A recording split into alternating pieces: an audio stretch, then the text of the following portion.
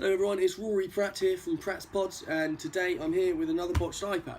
So this iPad is an iPad Mini, Mini 2 actually, and it's had a previous repair. The touchscreen isn't working properly.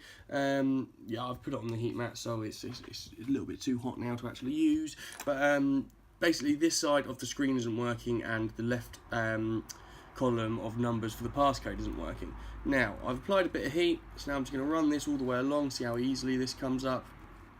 I mean, it's obviously been repaired before because there's scratch marks on the inside of the digitiser, which isn't great. I'm going to run this down here. So this is coming off very, very easily, much easier than it should be, obviously. So once I get inside here, I'll be able to see what adhesive they've used. Just the standard adhesive that comes on the back of the screens by the looks of it. So it looks like we've actually got screws in place, which is nice. Let's see what we've got under there. So we also actually do have the magnets as well, which is always nice. I am just going to undo these screws. It looks like there's some damage to the bracket of the LCD in that corner.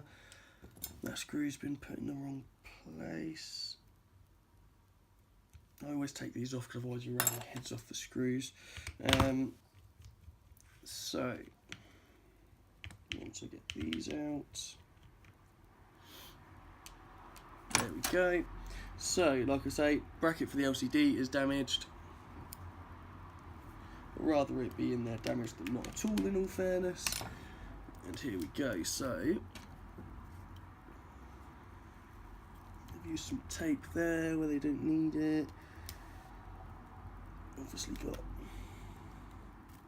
a tiny bit of foam padding, which is on them as standard. Obviously the previous repairer hasn't put the foam tape around because no one does. Up there, so I'm not actually okay. So it didn't actually have the touch screen replaced before, by the looks of it. That's probably why there's marks on the inside of the screen. Well, I'm not too sure actually. Must have done because it's cheap copper backing. So it looks like it's had the LCD replaced as well.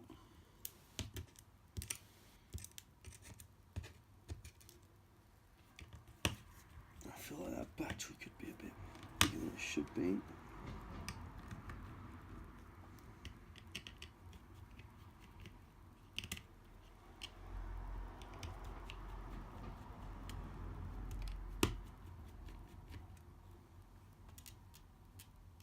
There we go. Right, so that battery is okay. It looks like it's a tiny bit swollen, but not enough to affect anything. That's just the tiniest bit. I will speak to the customer about that, I think. See if they want it replaced at the same time while we're in here. Right, so first things first, we disconnect battery. Then we go and disconnect LCD and digitizer. So because this is a previous repair, that touch IC looks pretty awful. What I am going to do is take this to the microscope very quickly and just make sure that the connector on the board is okay, because that can often cause touch issues. So basically if there's one pin on that connector that's damaged, that could cause that line to not work. So I will be back in just a sec. Right, so that connector is fine, so I've checked that. So that connector is fine, I've just checked that. Now I'm just going to clean up the adhesive around the edges. Firstly I'm just going to scrape it with my spudger.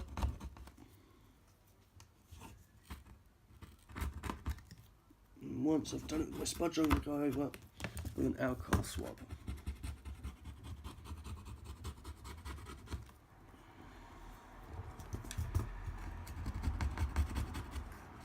To make sure it's nice and clean for the new adhesive to take a decent bond.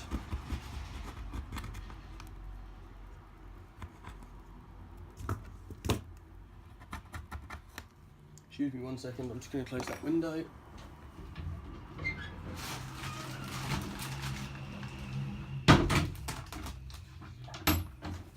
Stops that noise from the road there. So yeah, now I'm just going to clean with alcohol swabs.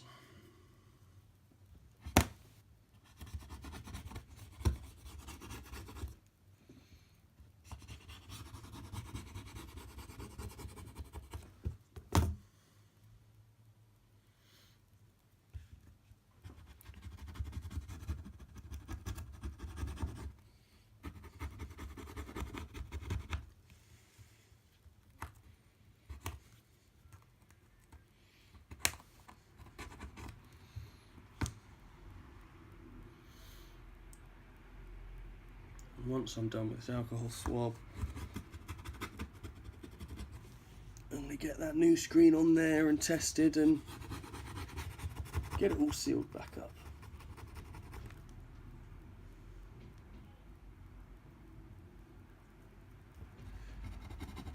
Doing this on a tight schedule. I'm going to be going home in a minute. Just thought I'd try and get one video done today.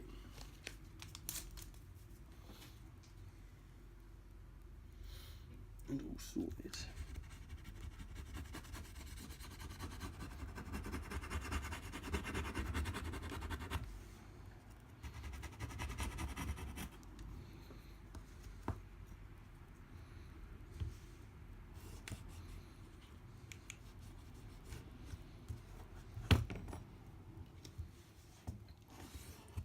One last little wipe around it. Just make sure we've got it all up.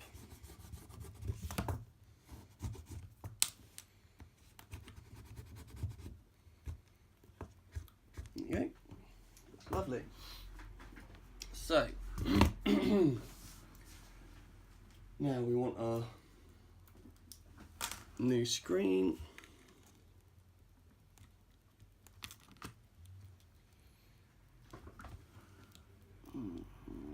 That's slightly out of place.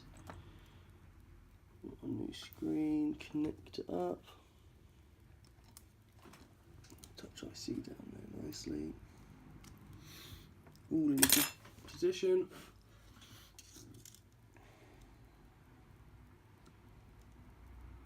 The LCD here.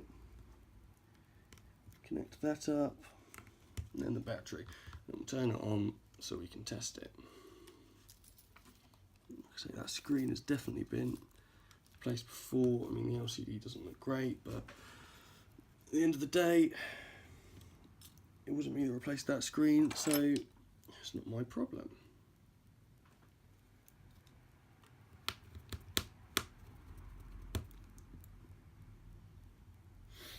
So what we do is we start putting the shield back on while it boots up, because it saves a bit of time.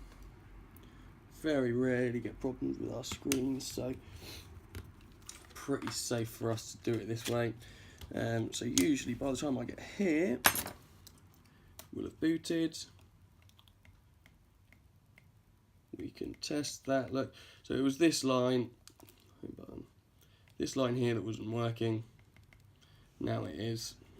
All of them are working, so I'm happy with that. Let's get these last screws in, get it all back together, put the foam tape on, and away we go.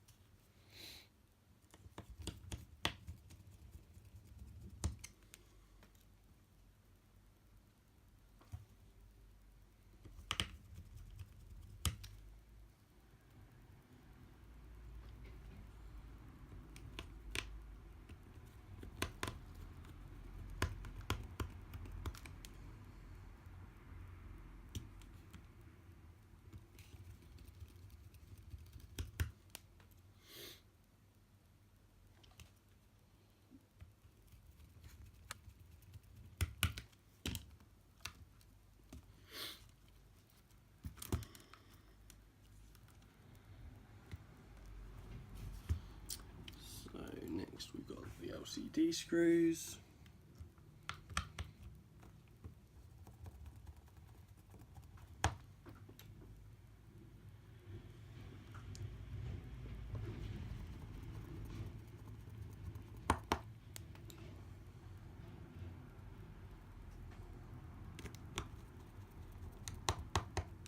There we go. This last LCD screw is the one that had the broken bracket on the LCD, so I will just, that's supposed to go in that way, it will still hold the LCD down if I get it in there just right, so I'm going to take a minute to position this.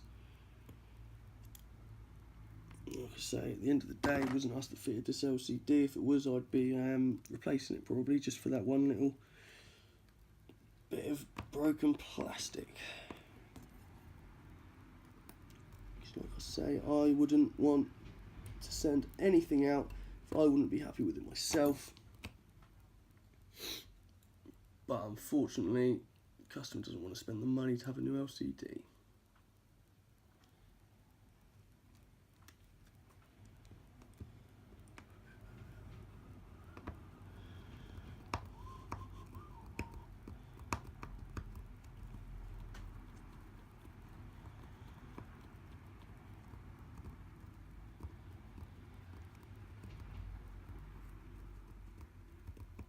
There we go, and that is actually holding that LCD down. Perfect. Lovely jubbly. So, foam tape around the edge of the LCD now, and then I will put this little foam spacer back in, but not before I clean the screen. So, as it is a previous repair attempt, I'm going to use some proper glass cleaner on this, because we do have some dust marks on the LCD, which is one of my pet hates, unfortunately. Some old foam tape there. And there's a bit more. Let me get that off. So I'm going to replace it with new stuff. That's that.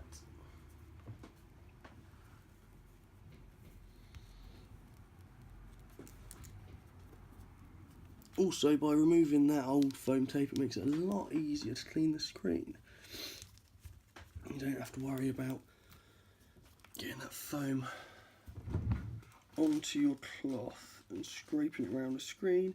If there's a little bit of glass, excuse me, if there's a little bit of glass in that foam and it gets caught in your cloth, then you're going to leave scratches all over that screen. I did learn the hard way. If you're watching this as a sort of instructional video, learn from my mistakes. Otherwise, I mean, if I was doing this as an instructional video, I would have better camera views and stuff like that, but at the end of the day, I'm mainly doing this just to show people how we do our iPad better than the rest. So look, this is our special foam tape that we put around the screen. So I mean, this is like a second layer of defence. I mean, we guarantee our screens won't lift. That's not because we use this foam tape. This foam tape, like I say, is there as a second line of defence, so if for any reason that screen does lift, even the tiniest bit enough to let dust in, the dust won't get through to your LCD, which is very, very important. Like I said earlier, one of my pet hates is dust marks on LCDs on iPads. It's easily avoidable. All you have to do is put a bit of foam tape around the edge before you seal these things up, and that will create a seal between the LCD and the digitiser, and by doing that you're stopping dust getting in and leaving this bloody dust mark. I mean, probably over 50% of iPads that I repair that have been elsewhere before have this dust mark. 90% of the ones that I've repaired that I see again do not. So I mean, we see a huge amount of iPads that have been repaired elsewhere. We seem to be a go-to place to redoing other people's bodge job iPads now. So, like I say, if you've had bad iPad repair elsewhere and it has put you off third-party repairers altogether, please give us a second chance, because we're not going to make the same mistakes as everybody else.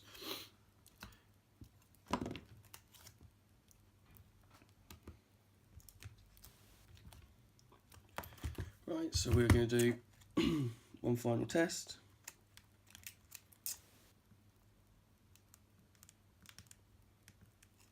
That's all good. That's all good.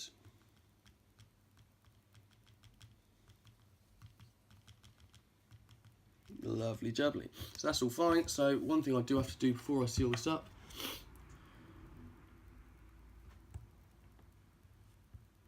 is put these magnets back in place. So I'll do that now. So first of all, I need a bit of tape.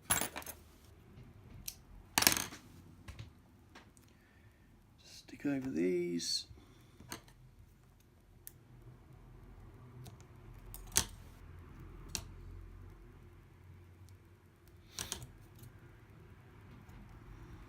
There you go. Spare bit.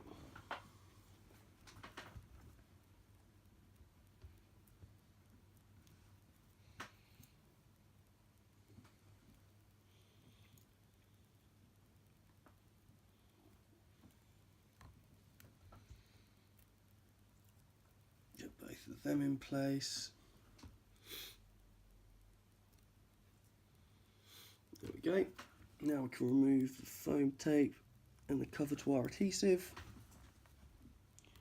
And again, another one of the things that we do, which I haven't seen anyone else do yet, until they pick up that we're doing it, is putting an extra adhesive over the home button, or around the home button, should I say, because you get these screens with home buttons already attached, and the minis always come with the home button already attached. You can't avoid it. If you're getting iPad 2 screens, iPad Air screens, you should always get them without the home button, because the home button that comes on them, terrible quality firstly. Not only that, let me just check for, there's a tiny bit of dust in there. Not only are they terrible quality, but you get all sorts of problems with them. They're not stuck down properly, they pretty much fall off. All it takes is a few clicks of it and then it's loose. So we do this just to ensure that we're not going to have someone come back after a couple of months and say, oh, my home button's not working, or something like that. Because like I say, at the end of the day, last thing any business wants is a customer coming back with a problem. Thankfully, we have minimum return rates. Half of that is to do with the parts we use, the other half is due to what a good job we do ourselves. At the end of the day, we have been doing this near on 10 years now. We've been doing iPads since day one, and we have specialised in iPads for a very, very long time, doing them for a lot of other local companies that just don't want to do them or don't feel they can. So there you go. So that is one fixed bodge job iPad Mini 2. So now we're going to heat that up and get it resealed, and it's good to go back to the customer.